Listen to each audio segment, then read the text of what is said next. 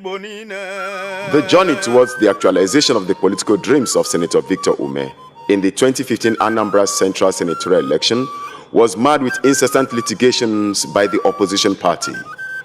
This inadvertently hindered the People's Senator from assuming office despite various court rulings in his favor. Senator Victor Umeh was sworn into office in January 2018, having less than 1 year to complete his senatorial obligations to Nigerians and his constituency. This appeared to be an uphill task, as this has never been done in the history of Nigeria. But then, Ohamadike believes that the might of a warrior can only be tested in battle, and if he spends only 1 hour in the red chambers, he must make a difference. The following are the achievements of Senator Victor Umeh in less than 10 months in office. Raising motion to protect the core interest of the Southeast region, citing the Federal Railway project and other crucial projects in the country. Services by road has risen astronomically. Worried that in the process of developing a modern rail transport system that will enhance economic growth and development of Nigeria, the federal government's current railways modernization project has included the Eastern Rail Lines.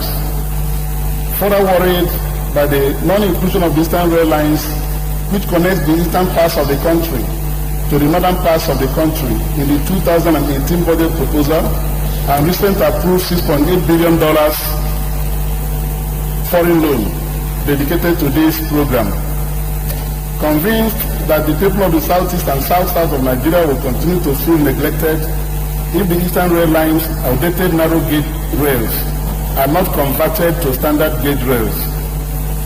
Further convinced that the Senate's intervention in reviving the Eastern Railways will foster sustainable socio-economic relationship with the people of the Southeast, South-South and other parts of Nigeria and promote national integration, ultimately boost the Nigerian economy and give a sense of belonging to users of the Eastern Rail Lines. The Senate accordingly resolves to call on the federal government to restore services on the Eastern Rail Lines, which is currently out of use.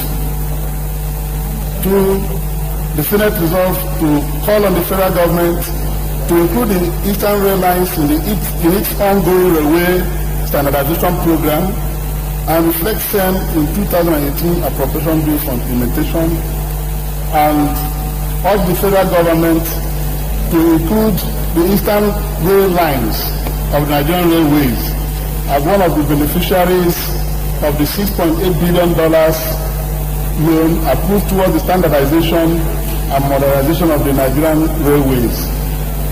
Finally, I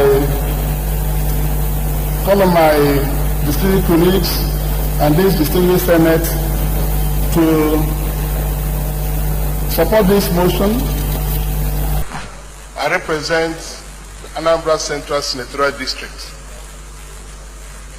Distinguished colleagues, Mr. President, I want to draw the attention of the committee report on paragraph 4 of this report.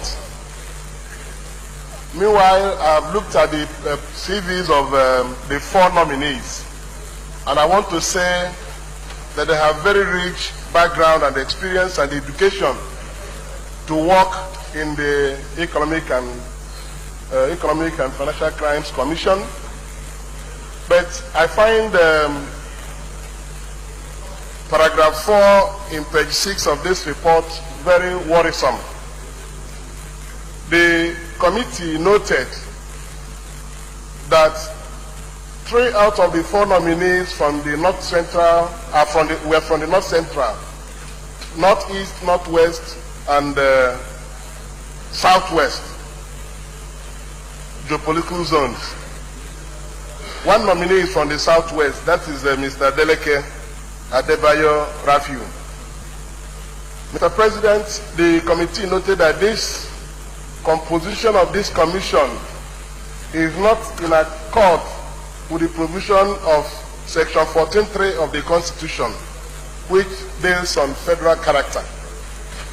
Mr. President, we know that the chairman of this commission or the acting chairman of this commission is from the Northeast. So there are now 4 from the North, if you go by the committee report. And just 2 weeks ago, this Senate confirmed the nomination of the secretary to the commission. That secretary to the commission is from the Southwest. And in the membership in this commission, we have Adeleke again from the Southwest. The Southeast and the South-South are obviously not accommodated in the commission. Mr. President, we have continued to say this, that if there is need to accommodate all parts of Nigeria in activities of government, particularly in appointing people to agencies of government, that has been the practice in this chamber. And on this issue of fight against corruption, Mr. President, this commission is a very important commission because the fight against corruption involves all parts of Nigeria. People are investigated from all parts of Nigeria. It will not be nice if we begin to constitute a commission that will fight corruption to the satisfaction of all Nigerians, and some parts of Nigeria are not represented in the commission. If you look at this composition, Mr. President, without saying the obvious, some people may think that the war against corruption is instituted for them. Only them will be the people that will be dealt with. Because in an agency like this, the absence of a representative from the South-South and the Southeast can show you clearly that if you are the one to be investigated, you will come into the commission, you won't even see somebody to tell you good morning before they take your briefcase from you. So I think it is important that in doing this, particularly the committee observed it, that there is need to take people from the other geopolitical zones into the commission. I know there may be constraints as to number, but if we have a chairman from the Northeast, we go again to have a member from the Northeast. We have a secretary from the Southwest. We go and take a member from the Southwest. Mr. President, this thing is not good. I want us to bear this in mind, that in dealing with important issues like this, corruption is the serious challenge Nigeria is facing. And people who will fight corruption in this country will be drawn from all the parts of the country. So that if they're investigating somebody from the Northeast, for example, there is a chairman from the Northeast from that commission, there is a member from the Northeast. Somebody from the South-South should be able to ask important questions about the suspect. Somebody from the Southeast should ask important questions about the suspect, vice versa. If you have somebody from the Southeast that's being investigated, somebody from the Northeast who is the chairman should make sure that that person is properly investigated. So I want to say that this composition, not being in accord with the federal character principle, the Senate should not go and approve nominations from chairman from Northeast, a member from Northeast, secretary to the commission from Southwest, a member from the Southwest, and 2 geopolitical zones should be left out. This corruption should be fought with every force available. There should be no sacred cow, and there should be no preferential treatment. This is my observation to this report. And I believe that it is not late, since the committee screened these people in 2017. In 2017, there's nothing wrong with the Senate returning this nomination to the President. After all, we have amended the Electoral Act several times, and the President returned them. This one is not good. Let us return this report to the President with these observations. Good enough, all things returned to us were made with observations. The Senate should be bold enough to return these nominations to the President with observations that Lawan Maman is from Northeast, and the acting chairman of the commission is from Northeast. And another observation that Mr. Deleke Adebayo, a member nominated, is from the Southwest, and that we have approved a secretary to the commission from Southwest. We will further observe that the South-South and the Southeast have nobody in this commission. This war against corruption is against everybody that is corrupt. There should be no preferential treatment in the management and running of EFCC. I so submit with utmost respect to my distinguished colleagues in this chamber. Let us not proceed as if we see good people who say yes. Human beings have the tendencies of preferential treatment to their brothers, and will not allow that in EFCC. So I would like these nominations to be stripped down and returned with these observations, so that the president will draw members from South-South and South-East. We heard when security issues are tabled before the council, people make contributions. The case of the Southeast with IPOB was a case where there was no representation from anybody from that zone. IPOB was immediately branded a terrorist organization, and they took a decision to go to court to proscribe it. There was no voice to say, no, these people are not terrorist organization. They don't belong to terrorist organization. There was nobody. It was convenient for them to reach that quick decision because there was nobody to say, no, this is not the reason. These people are agitating for attention to their plight as a people. Why can't you find a way of dialoguing with these people? People who are not killing anybody. Government quickly moved on and branded them terrorists and went ahead to go to the court to get them proscribed. Why has government not taken equal measure on the issue of these headsmen killing people everywhere? That is the problem Nigeria has. They want somebody to say it. Please, Mr. President, I think the security chiefs should apply equal measure in dealing with this problem. Any place we have killings, they should move there and apprehend the people and disarm them and recover these AK-47s that they use to kill people. If they cannot do it, it means that they are being encouraged to continue the killings. Many Nigerians have been frustrated, even elder statesmen, speaking the language they ought not to speak, that people should defend themselves. Is that our mantra, that people should defend themselves? The security language is that the security people should defend the people. There are people who are authorized to carry arms. State has been in the news on this abuse for some time now.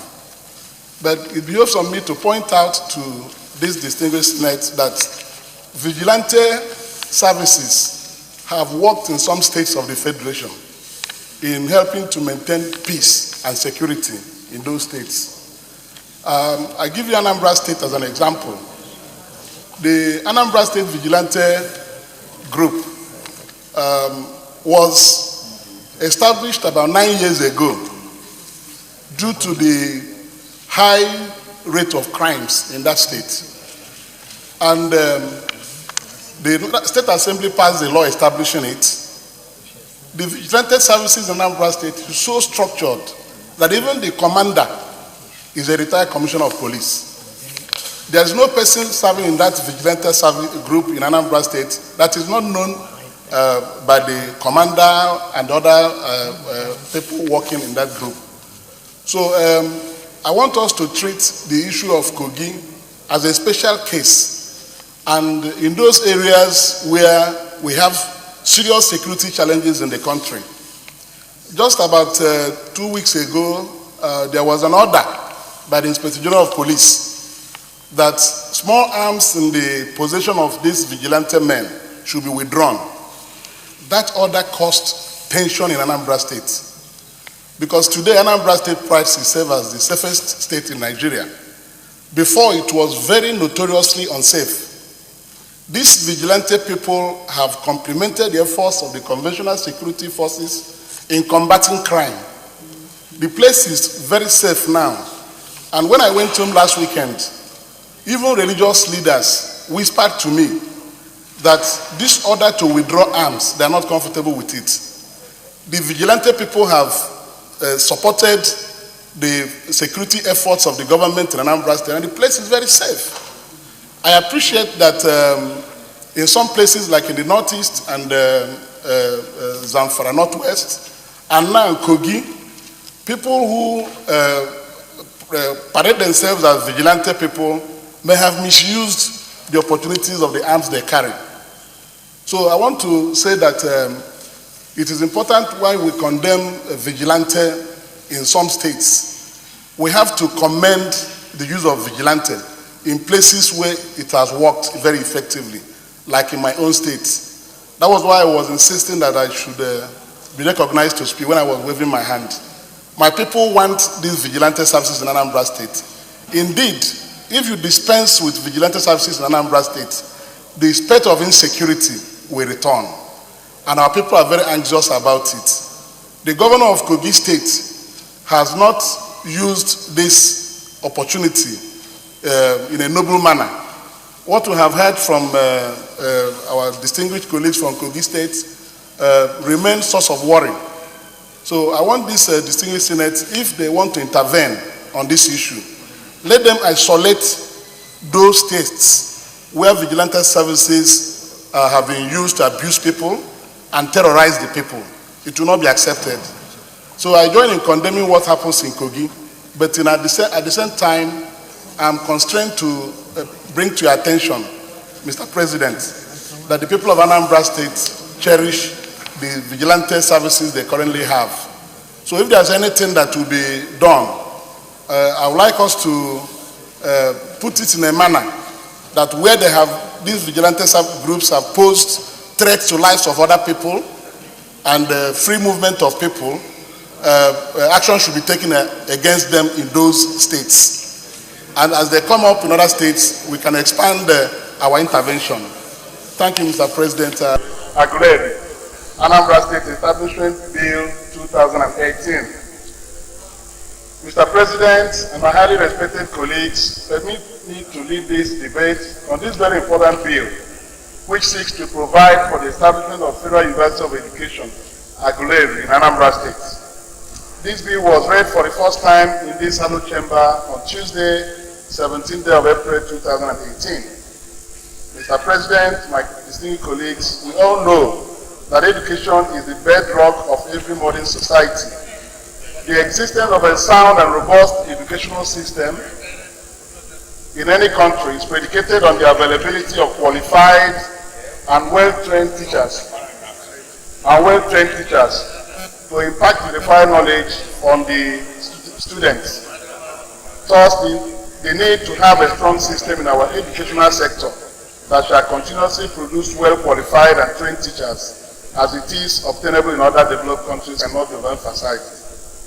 The need for the establishment of this specialized institution of higher learning is also predicated on the mass failure of students in WAEC and NOCA examinations, which is largely due to the absence of good, qualified and well-trained teachers in Nigeria. In accordance with the mood of the Senate, let me jump some of the paragraphs. The enactment of this bill will help in transforming the decayed educational infrastructures in Nigeria. Therefore, distinguished colleagues, it's my prayer and ardent call on you to consider the plight of the people who are desirous to becoming professional teachers.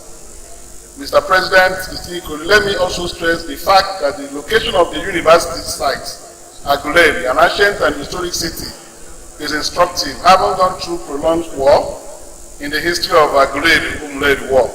What this means is that the place has a clear crying need for federal government presence, and the university would be one way to restoring and strengthening the citizen sense of belonging.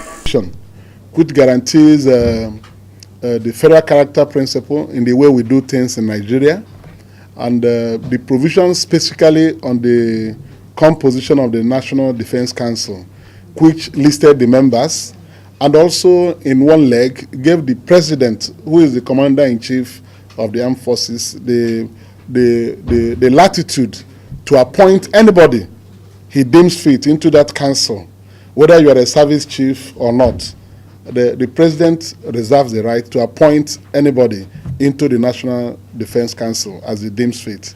So I considered the omission of the Southeast in the National Defense Council as an aberration. Reason being that the people of Southeast Nigeria constitute a major population in this country, and issues affecting security, they ought to have somebody who will sit in council to contribute to discussions on national security. I was able to show that the Southeast has so many qualified senior officers among the armed forces that could be appointed, if not a service chief, a member of the National Defense Council, to give every part of Nigeria a sense of belonging. Supporting a motion for the dredging of the River Niger to prevent flooding in the southeastern region. About 5 local government areas in Anambra State are very badly affected. And the Vice President had cause to come to Anambra State to go through these local governments with the Governor of Anambra State. Mr. President, yes, flooding is a natural disaster. And we are concentrating our energy so much on what to do to improve the lots of those who were displaced, and so on and so forth. But some of our colleagues had touched the main reason for this flooding, but I want to put it more succinctly, Mr. President. Most of our rivers and waterways have become so shallow. Sand has filled most of our waterways, River Niger, River Benue. Most of our water carriers are now very shallow. So with any heavy downpour, they overflow their banks and get into the villages and surrounding communities on the waterway. So I think while we are talking about what to do to help people who have been displaced, because in Anambra State today we have more internally displaced persons camps than we have in the Northeast as a result of this phenomenon. I suggest that we pay more attention on how to remove sand in the bowels of our rivers so that our rivers can carry more water. Our rivers can no longer carry flood water. Once rain falls, they are easily overflooded. They overflow their banks and enter the surrounding communities and cause this havoc. We should find a way of providing money to dredge our waterways. Dredging will help this country a lot. The River Niger had almost dried up at some time, and those sand dunes in the rivers are still there. Once rain falls, they can't carry any more water. Water immediately runs into the surrounding communities. So dredging is something we must take very seriously to combat this challenge. There's no way we can stop rain from falling. It's a natural thing, but we can prepare to contain the damage heavy downpour can cause on our environment. And the major solution to this, Mr. President, is that we'll start dredging our waterways in the dry season. We don't need to wait during rainfall. When the rivers begin to overflow their banks, we'll start running around and start carrying blankets and mattresses to give to people. If we spend time and plan and dredge our waterways during the dry season, by the time we get to rainy season, the rivers will have enough space to carry water that will come into them. If we don't do that, it will become constant. So dredging should be a constant part of our management of this problem, so that we'll be able to keep more water out of the places they go to. The rivers will now have bigger bowels to swallow this water and channel them to the sea. If we don't do that, even if we buy rice, mattress, soap, mosquito net, when these things happen, we begin to donate mosquito net and things like that. So let's spend money. Let the Senate and the National Assembly approve money for the dredging of our waterways, River Benue, River Niger, all the way. And if we do that every year, you can be certain that when the rains fall, the waterways can take more water and then channel them to the sea. Sponsoring a motion for the funding and development of indigenous armaments by the federal government of Nigeria. Mr. President, Senator Ben Bruce has said so much, and I want to add my voice that without research, we will not be able to make any progress in this country. And in the area of defense, there is a saying that necessity is the mother of all inventions. The references made by Senator Bruce is one that is very touching and very important for us to reflect on. If we were able, as a result of the Civil War, we were able to develop so many things to fight that war for a reasonable time, it is a tragic mistake for the government of Nigeria to have allowed the scientists and the great ingenious people that developed these weapons of warfare with which the defunct Biafra survived for some time. Because if they had invested in the development of those inventions, Nigeria would have been exporting war missiles, warheads by now. But those who were able to go through those things to develop those bombs, Ojuku, bunker, all kinds of things, they've been left to die. And we are still spending so much money to buy these things from outside. Nigeria can invest money to develop its armaments with which to defend this country. The insurgents are terrorizing the country, and the only reliance the country has is to go and buy maybe Tucano aircraft and things developed by other countries, So we need to invest in this type of research and development so that Nigeria can be competent and capable to defend and protect itself. So I support this bill by Senator Kyari so that over time, Nigeria will become world power like others. We can be if we take it seriously. Thank you very much. Moving a motion to hold the pipeline surveillance agencies accountable for the oil spills which led to the loss of human lives in the Niger Delta region. That the leaks were reported to the relevant agencies and they ignored to take action. They refused to take action, timely action.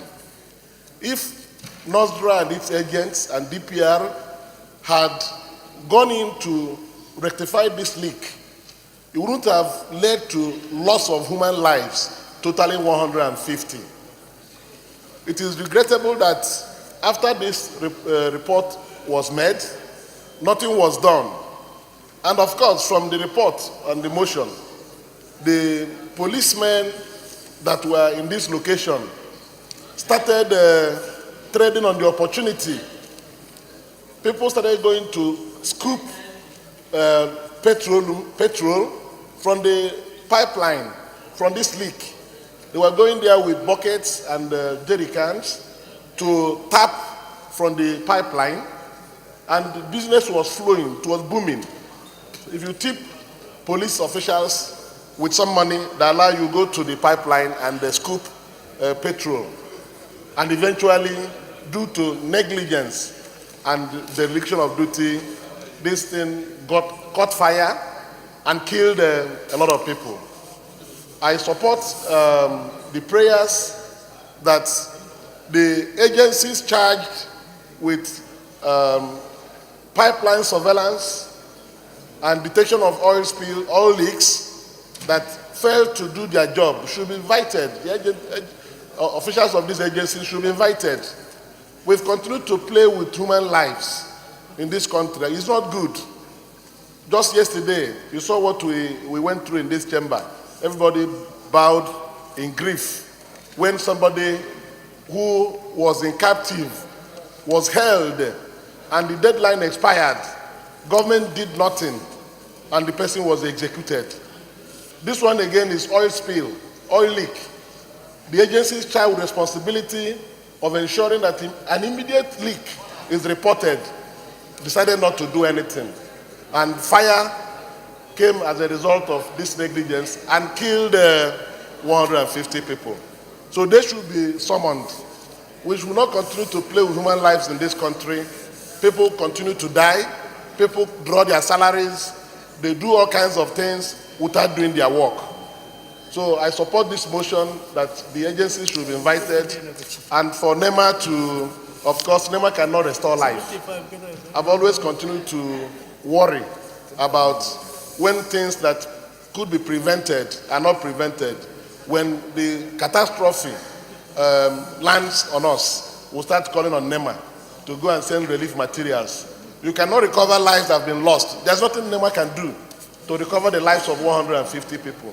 So these people should be called and queried and given the marching orders for them to take their jobs very seriously. Senator Victor Umeh does not lend his voice only to support the Igbos, but also to support the entire Nigerian masses. Every time people are killed, we inform the Senate. Every time people are killed, we inform the Senate. Like Senator Manager said, between 8th and 12th of February, this Senate had a National Security Summit. A lot were revealed at that summit. We've not come out with anything as our findings from that summit.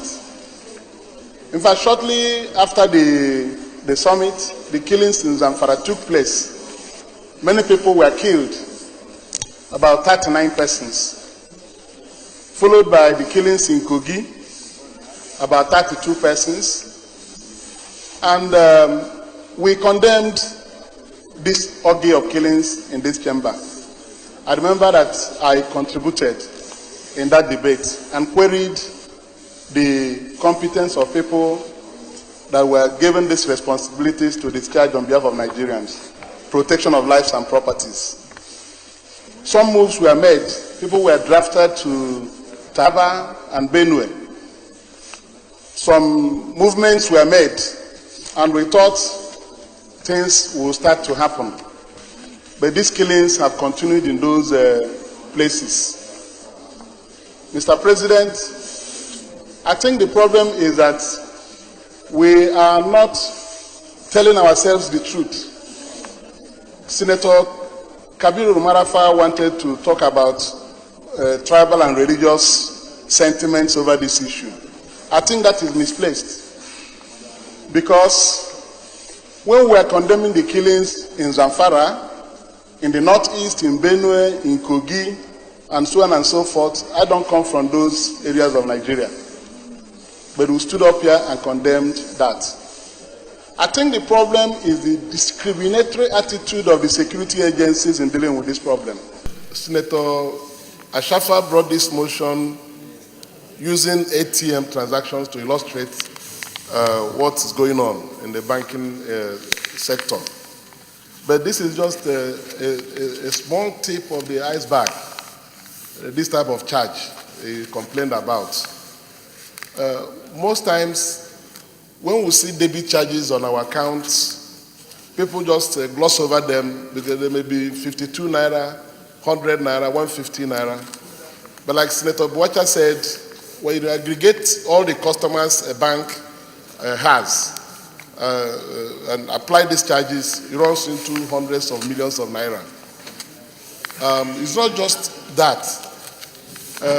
Mr. President, the banks have been exploiting their customers to the extent that even the Consumer Protection Council has not done anything. how much more the Central Bank of Nigeria. We don't have protection of consumers in this country. We have the councils that will do this work, but it's unfortunate to say that they are aware of what is going on, but what happens is that people are settled, and this money they make, they share it with people who are supposed to protect the Nigerian customers and citizens. It's very unfortunate. There's a case of Innocent Nigeria Limited and GTB, which is very well celebrated in the media, where a customer, because if we talk about these things, we think they are small things. If you get to the experience of big customers, people who are doing big businesses with the banks, you see what they go through. Innocent had cause to come to this Senate with a complaint. And in his own case, after reconciliation, overcharges were accepted to be 560 million overcharges on the account of the company. And they've been running from one pillar to post up to today. Many people suffered the same fate. So I think the Central Bank of Nigeria should know that the Nigerian people need to be protected. If you get your account details every month, you see frivolous charges. One, notification charges. When you withdraw money, you have a debit alert. At the end of the month, the bank charges you for notifying you of your withdrawals. What is then the cost of doing business on the part of the bank? What do they give to the customers in return? Anything you do, you use their lounges, executive lounge. At the end of the month, you are charged 15,000 for using the executive lounge of the bank to come and do business in the bank. Some of these charges ought to be dispensed with. And the Central Bank of Nigeria ought to be told the hard facts. They are the regulatory authority in the banking sector. But they have bank examination departments, well staffed. And these people, they are supposed to do routine examination of operations of banks. Banks have internal auditors, and these bank examination officials from the CBN, they go to these banks and their branches, stay there sometimes 2 weeks, and then sign their papers that nothing is going wrong and go away. They collect money. People continue to suffer. So I think this motion brought by Senator Ashafa is a very great one. And after discussing it, like everybody has shown interest in this motion, we will need to see concrete action taken. The CBN should be able to revoke the licenses of banks that violate banking regulations. There's no point when you do it, they go and catch them. And before you know it, they are settled. They go back. And the fraud will continue going cyclically without any check. Outside the shores of this country, people don't pay interest on a lot of things anymore. Banks beg you to come and take loan. Interest rate may be 4%, 3%, 2.5%. Here, the cost of borrowing in Nigeria kills businesses. And yet, like Boacha said, profit that are declared every quarter. There was one I saw on the television one day. A bank I thought that was struggling. First quarter profit, 13 billion. First quarter. Banks don't used to make this type of numbers in the past. And you see that it is the customers that bear this brunt. All this through these charges that we get to pay. Anything you do, you pay the bank. Anything you do, you pay the bank. Yet, they will tell you 0 COT. Before you check your account, you see that it's better you pay COT because they come from the side with all kinds of charges and they take unimaginable sums of money from your account. So there should be strict enforcement of the regulations by the Central Bank of Nigeria. Due to Ohamadike's active role in the Senate, he was awarded the best senator in overall motions. In just 10 months, Senator Victor Umeh has garnered 40 constituency projects across Anambra Central Senatorial Districts, namely construction and furnishing of primary healthcare center at Aguluzuibo, Anocha local government area, construction of primary health center, Oba, in Idemili South, construction of skill acquisition center with perimeter fence, Adaziani, Anocha local government area, Construction of solar-powered borehole with overhead tank and reticulation in Obeledu, Anocha local government area. Construction of solar-powered borehole with overhead tank at Urum, Oka North local government area. Construction of solar-powered borehole with overhead tank, Isuaniocha, Oka North local government area. Construction of box culvert for flood control at Hospital Road, Mpasako, Enugu Agidi, Njikoka local government area. Construction of solar-powered borehole with overhead tank and reticulation at Mpo, Idemili North local government area. Construction of solar-powered borehole with overhead tank and reticulation at Umuoji, Idemili North local government area. Construction of pavilion at Umuona, Nnobi, Idemili South local government area. Construction of a 4-classroom block, principal's office and laboratory at Agolo Oka Community Secondary School in Oka, Oka South. Construction of a 4-classroom block, office and toilets at Nebo, Oka South local government area. Construction of a 4-classroom block, office and toilet at Ogulibe, Ebenebe, Oka North local government area. Construction of a classroom block with office and toilets at Abagana, Njikoka local government area. Perimeter fencing and re-roofing of school refectory in Community Secondary School Umunnachi, Dunukofia local government area. Library complex beside Okulo Civic Center, Amago Village, Okulo in Dunukofia. Fencing, renovation of 2 laboratory blocks at Community Secondary School Nimo in Nimo, Njikoka local government area. Renovation of Adazi Nnuku Town Hall, Adazi Nnuku, Anocha local government area. Construction of pavilion at Akweze Community Cultural Center, Akweze, Anocha local government area. Drainage and flood control along Alley Ozizamba Road, Udezu Village in Achala, Oka North local government area. Perimeter fencing of Ifiteduno Community Hospital in Ifiteduno, Dunukofia local government area. Renovation of classroom blocks at Ide Secondary School, Enuguku, in Njikoka local government area. Construction of solar-powered borehole with overhead tank and reticulation at Ufa Village Hall, Aguluzibo, in Anocha local government area. Construction of office block at Agulu Cultural Center, Agulu, in Anocha local government area. Construction of nurses' quarters at Primary Health Care Center, Neni, in Anocha local government area. Construction of borehole with overhead tanks plus 20 kVA transformer at Ogidi in Idemili North local government area. Generator and reticulation at Ilo Iwaga Village, Nkwele Village. Construction of student hostel at Community Secondary School, Ichida, in Anocha local government area. Renovation of Primary Health Center, Oraoku, in Idemili North local government area. Construction of solar-powered borehole with overhead tank at Abade Square, Akampisi, in Inri, Anocha local government area. Construction and furnishing of 4-classroom block at Igwedimma Primary School, Amobia, in Oka South local government area. Construction and furnishing of 4-classroom block at Girls Secondary School, Oketiti, in Idemili South local government area. Construction of 4-classroom block at St. Mary's Primary School, Opo, in Dunukofia local government area. Empowerment of youths with 14 motorcycles in Anambra Central towns and communities in Anambra Central senatorial districts.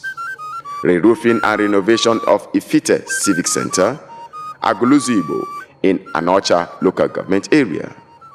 Empowerment of women with small credits to support their businesses in Oka North local government area in Anambra Central senatorial district. Empowerment of women with small credits to support their businesses in Oka South local government area in Anambra Central senatorial district. Empowerment of women with small credits to support their businesses in Anocha local government area in Anambra Central senatorial district. The construction of pavilion at Adazienu Town Hall, Adazienu, in Anocha local government area.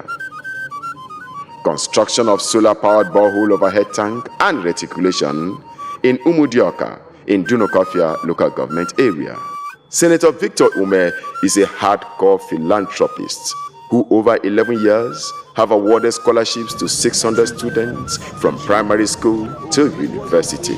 For a year and now, he took up my scholarship, PhD, funded it in full. All thanks be to God. My parents would have been here today. On the 25th day of September 2018, Ohamadike Ndigbo doled out the sum of 12 million naira to Anambra State students. On the 18th day of December 2018, he also gave out a check of 100,000 naira to 70 indigent students as a form of scholarship award. The People's Senator has also empowered 151 youths through his skill acquisition training programs.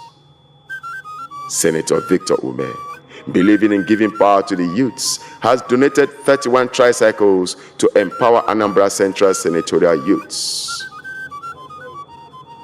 Ohamadike is a man of peace who respects the rule of law and the sanctity of every human life. Distinguished colleagues, I rise one more time to speak on these gory killings going on in Nigeria.